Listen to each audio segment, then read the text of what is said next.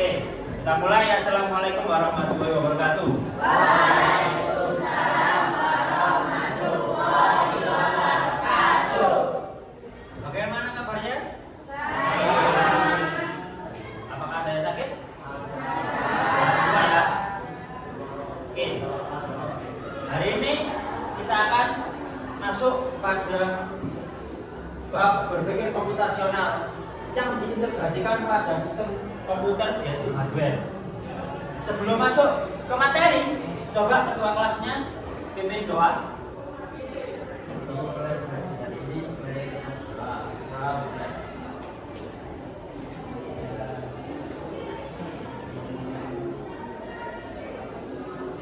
Sudah selesai.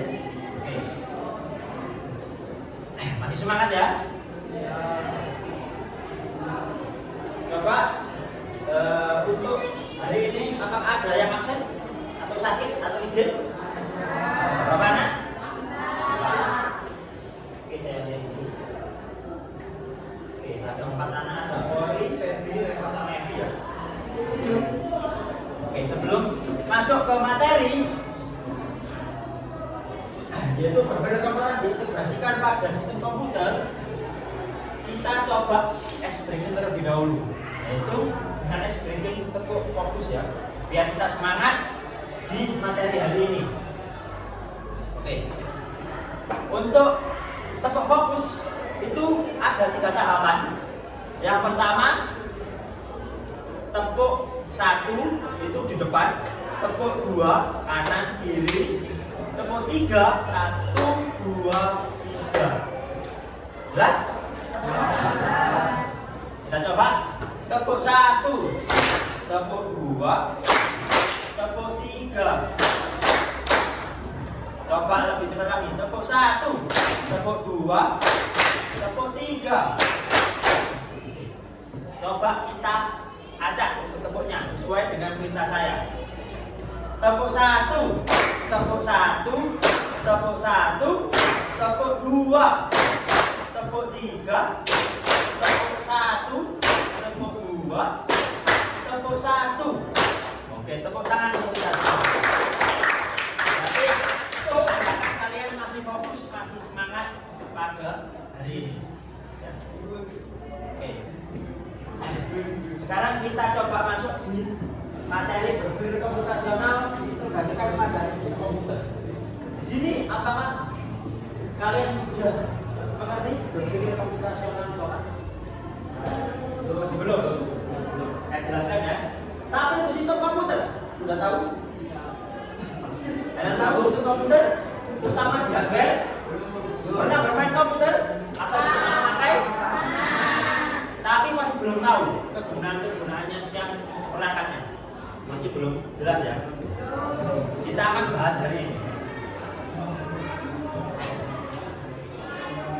Yang pertama, berpikir komputasional bukan berarti kita harus menjadi robot atau berpikir menggunakan kode rumit.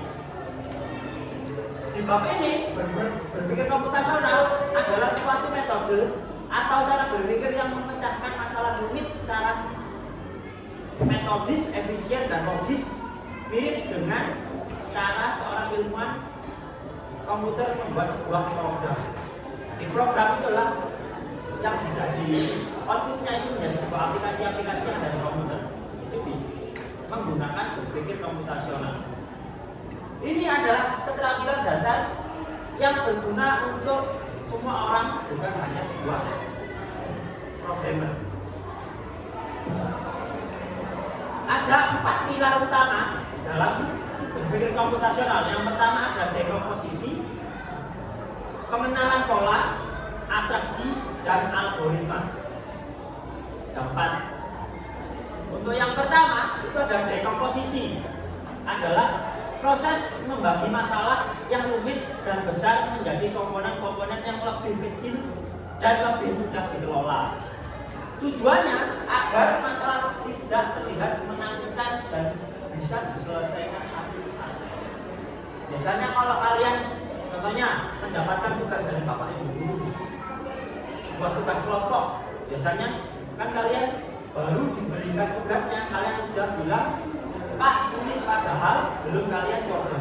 Belum, kalau udah diterapkan dekomposisi akan lebih mudah lagi. Karena dipilah-pilah mana yang lebih dahulu, mana yang paling belakang. Contohnya, dalam kehidupan sehari-hari itu membuat nasi goreng.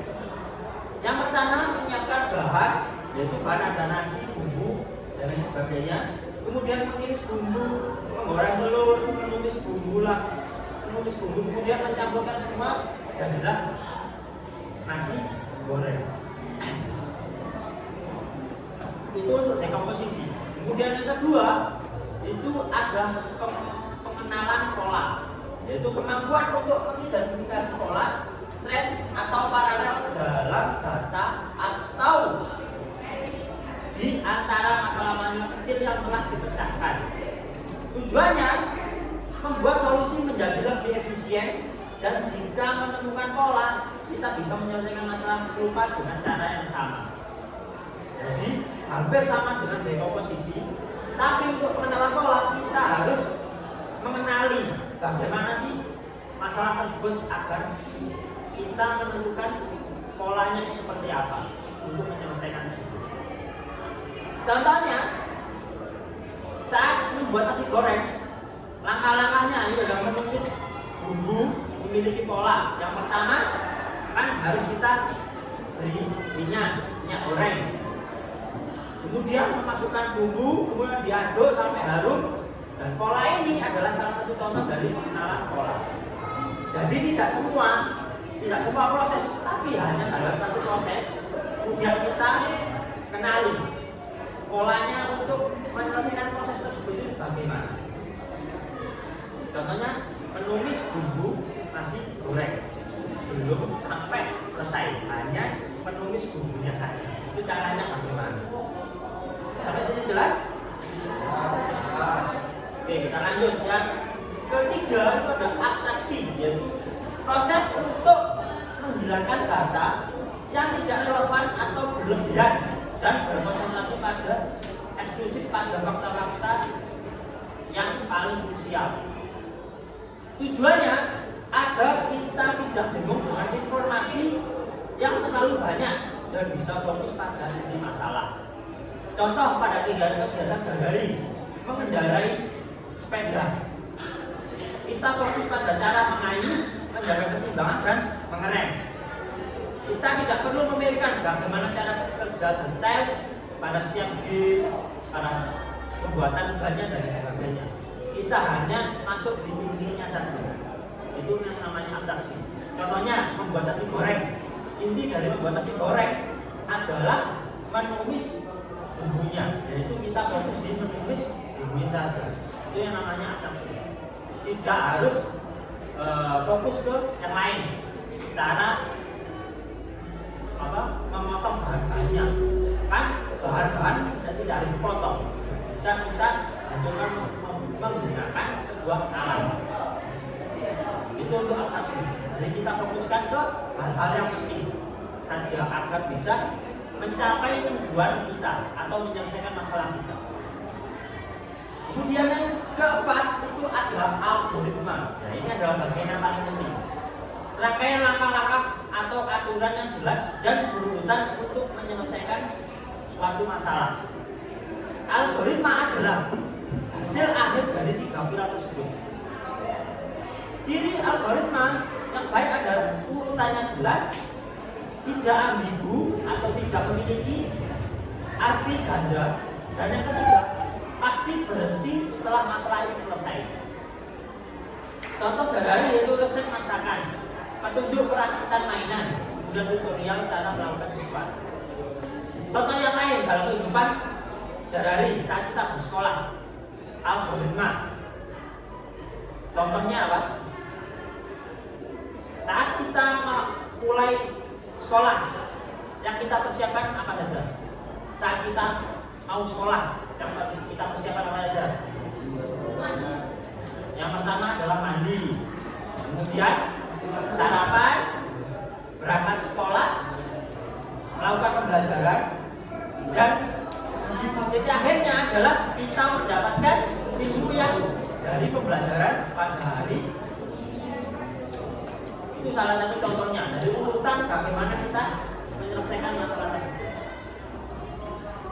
Contoh yang lain, saat kita diberikan tugas kelompok oleh guru membuat sebuah karya gambar, yang kita persiapkan apa dulu? Buku gambarnya, kemudian pensil, alat-alat tulis, kemudian apa lagi? Mau gambar apa, kemudian kita menggambar, kemudian hasil akhirnya itu adalah nilai yang diberikan oleh Bapak Ibu. Itu salah satu contoh algoritma. Bagian penting dari ketiga pilar tersebut. Sama ini jelas? Lanjut. Kemudian kita masuk di pembelajaran, yaitu perangkat komputer atau sistem komputer. Dan nantinya berpikir komputasional kita gabungkan dengan sistem komputer, terutama di hardware. Perangkat komputer, semua komponen fisik dan non-fisik yang bekerja sama untuk menjalankan perintah yang diberikan oleh pengguna, sehingga komputer dapat melakukan tugas-tugas yang kalian inginkan. Sebelum masuk di perangkat-perangkat komputer, ada yang bisa menyebutkan perangkat-perangkat komputer itu ada apa saja? Yang pertama, ada apa saja perangkat komputer? Ada mouse, kemudian apa lagi? Yang keras. Ada keyboard, ada apa lagi? Monitor, ada CPU, ada printer, dan masih banyak. Dan semua itu di perangkat komputer itu memiliki fungsi yang berbeda-beda, memiliki kegunaan yang berbeda-beda. Nah, ini nantinya akan dibagi menjadi 4 fungsi.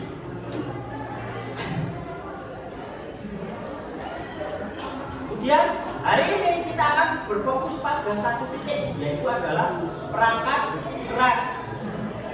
Perangkat keras adalah perangkat komputer yang memiliki wujud fisik yang nyata, dapat disentuh dan dipindah, yang dapat berguna sebagai input, output, prosesor, dan storage atau penyimpanan.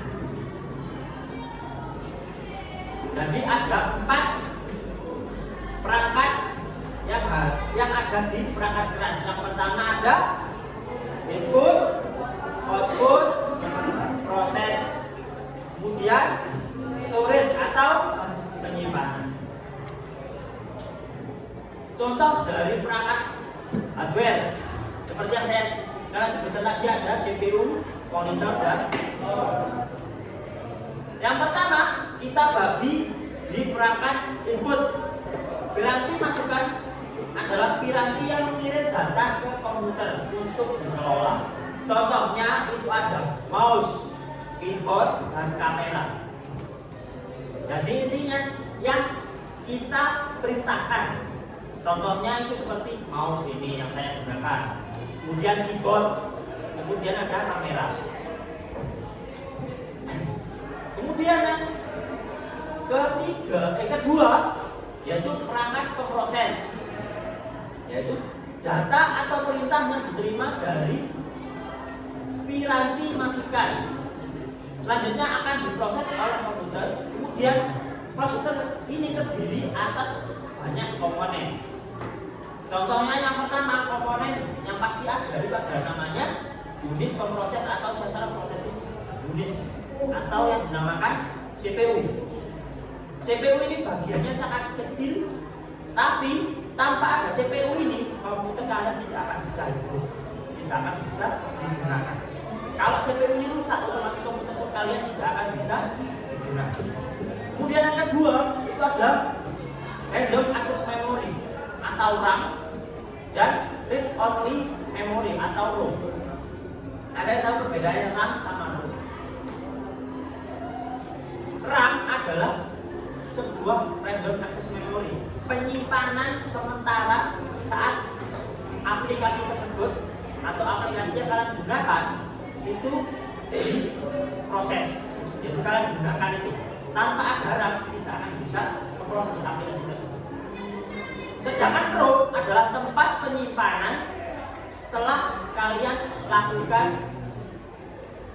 pemrosesan tersebut. Contohnya yaitu ada data, foto, video, data dari Microsoft Word itu disimpannya di room. Tapi kalau RAM itu adalah penyimpanan sementara saat kalian gunakan. Sampai sini jelas? Lanjut. Kemudian yang ketiga itu adalah perangkat penyimpanan. Piranti penyimpanan sekunder adalah tempat penyimpanan data elektronis yang bersifat permanen. Data yang disimpan pada penyimpanan sekunder dapat bertahan lama dan dapat dimanfaatkan kembali oleh pengguna saat dibutuhkan. Contohnya itu ada SSD, hard disk, dan flash disk. Tiga perangkat penyimpanan ini adalah yang paling sering digunakan. Ada SSD, hard disk, dan flash disk. Tapi yang mungkin yang familiar kalian ada flash disk, ya. Karena kenapa? Flash disk ini adalah perangkat yang bisa dibawa kemana-mana. Bentuknya kecil dan bisa dibawa kemana-mana. Sedangkan hard disk dan SSD ini adalah biasanya berada di dalam sebuah perangkat komputer yang biasanya kalian gunakan untuk menyimpan data-data di komputer, yaitu ada hard disk dan SSD.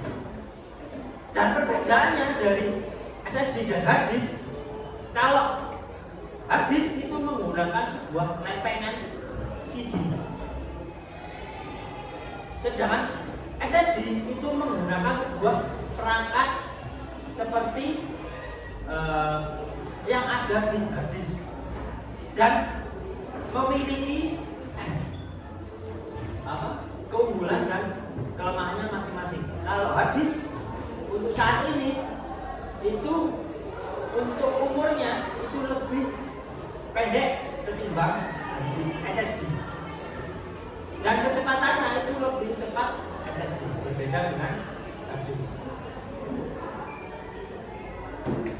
Kemudian perangkat yang terakhir itu perangkat output, yaitu peralatan yang menyajikan informasi dari komputer yang bisa berupa tampilan di layar, monitor, gambar cetak, suara, dan lain sebagainya. Contohnya seperti monitor, printer, dan speaker. Jadi ada 4 perangkat yang ada di sebuah komputer. Yang pertama ada perangkat yang ada di komputer, ada input, output, proses, sama storage. Dan setiap perangkat tersebut itu memiliki alat yang berbeda-beda atau perangkat yang berbeda-beda. Sampai sini jelas? Jelas ya? Nah, kalau jelas, nanti ada sebuah tugas kelompok yang tugas kelompok berpikir komputasional yang terintegrasi dengan komputer. Ini ada 4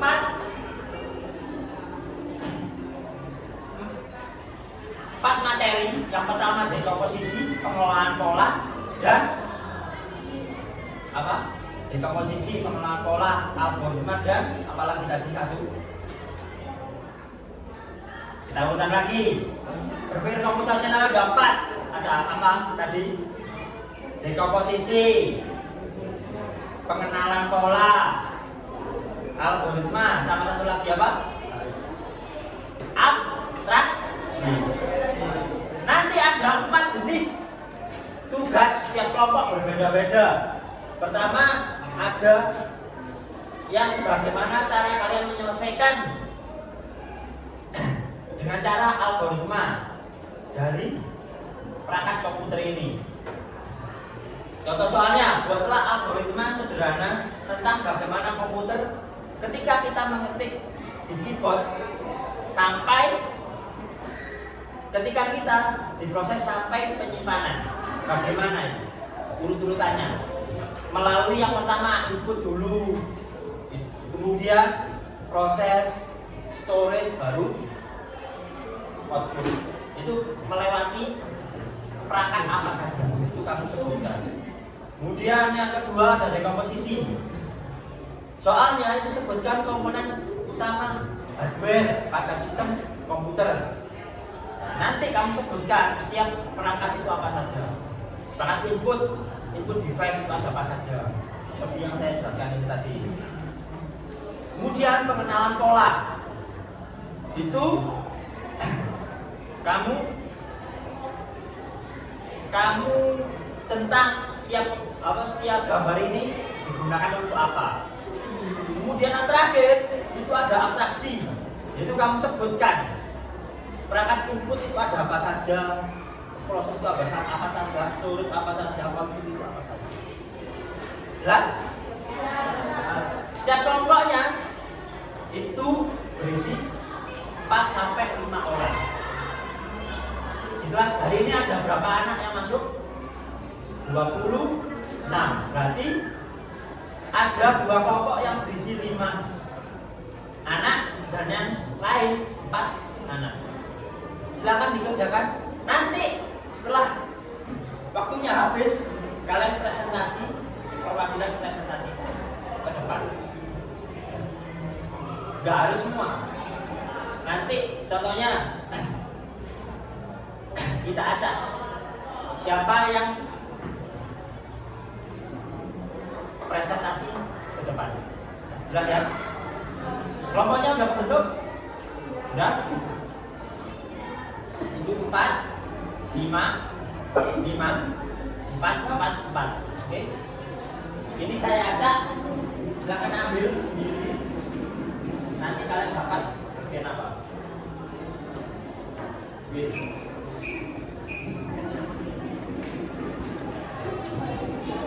Ambil 1.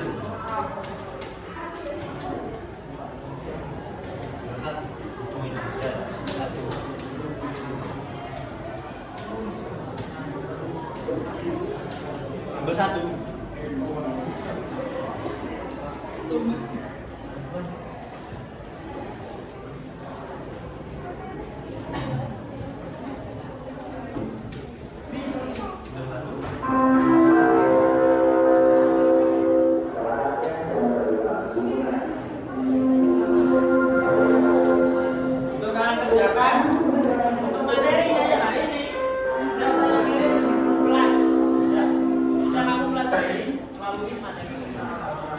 Saya beri waktu 10 menit saja.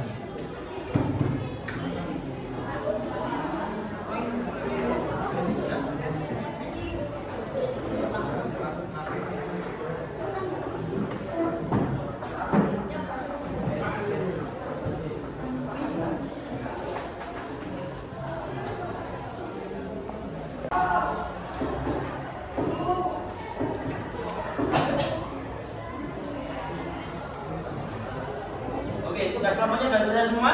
Sudah. Kalau sudah selesai, saya pengen 2 kelompok maju ke depan mempresentasikan hasil dari kerja kalian. Siapa yang mau maju? Oke, Kamta, kelompoknya Kamta, silakan maju. Ayo semua. Ayo.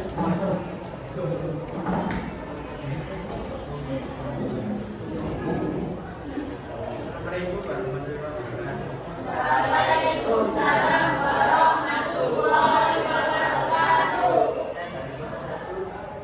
Saya akan mempresentasikan dari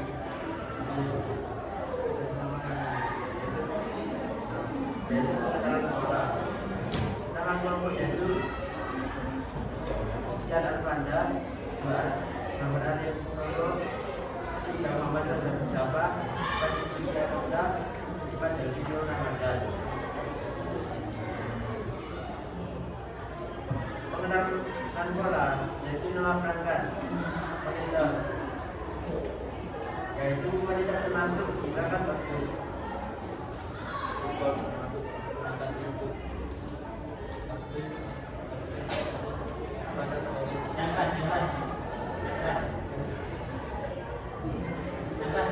Grafik termasuk perangkat proses.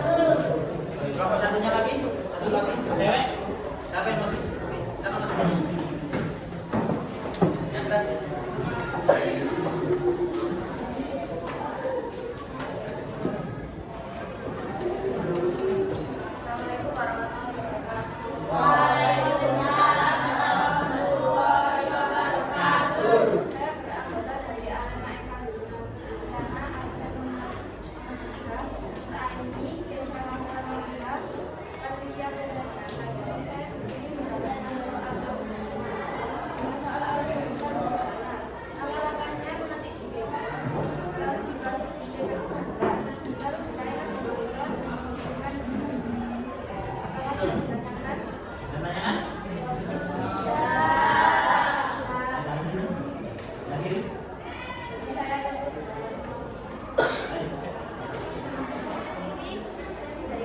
Assalamualaikum warahmatullahi wabarakatuh. Waalaikumsalam warahmatullahi wabarakatuh. Oke. Jadi itu, yaitu materi hari ini berpikir komputasional kita integrasikan dengan sistem komputer, khususnya di hardware. Soal yang kalian kerjakan di kelompok itu adalah salah satu contoh diintegrasikan di sistem komputer, berpikir komputasional. Dan kesimpulannya hari ini, jadi berpikir komputasional itu sebenarnya tidak perlu pada penyelesaian di suatu perangkat komputer atau teknologi, tapi bisa kita integrasikan di semua hal dalam kehidupan sehari-hari. Jadi dengan kita mengerti bagaimana berpikir komputasional, kita akan lebih mudah menyelesaikan suatu masalah yang muncul dalam kehidupan sehari-hari. Itu kesimpulannya untuk hari ini. Dan untuk hari ini ada yang nanyakan? Kalau tidak nanyakan, berarti bisa saya akhiri ya. Sebelum diakhiri, untuk maafnya, pimpin doa.